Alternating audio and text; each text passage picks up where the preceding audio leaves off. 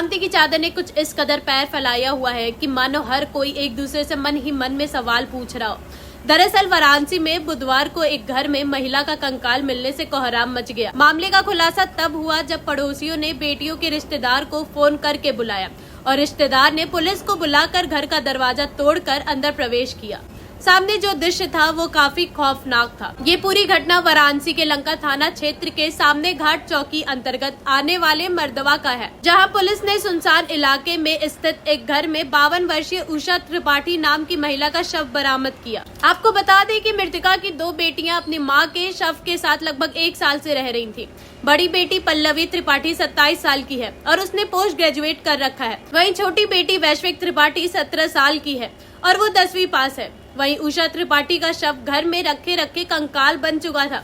मृतका का शव को चादर और कंबल में लपेटकर एक कमरे में रखा गया था। वहीं पुलिस ने जब बेटियों से पूछताछ किया तो उन्होंने बताया कि उनकी मां की मौत 8 दिसंबर 2022 को तबीयत बिगड़ने से हो चुकी थी।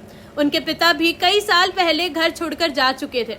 ऐसे में मां की मौत के बाद संसाधन के अभाव के चलते दोनों बेटियों ने अपनी मां के शव को एक कमरे में छिपा दिया था और अंतिम संस्कार नहीं किया और बदबू से बचने के लिए वो अगरबत्ती आदि का इस्तेमाल करती थी। वहीं अगर कोई रिश्तेदार घर आता था तो मां की तबीयत खराब होने का बहाना बनाकर उन्हें लौटा देती थी। किसी को भी मां से मिलने नहीं देती थी। जांच में पुलिस को ये भी पता चला कि पिछले 1 साल से दोनों का खर्चा जेवर बेचकर पड़ोस की मदद और उधार से चलता था। 4 कमरों के छोटे से मकान में दोनों बहनें इत्मीनान से रहती थी।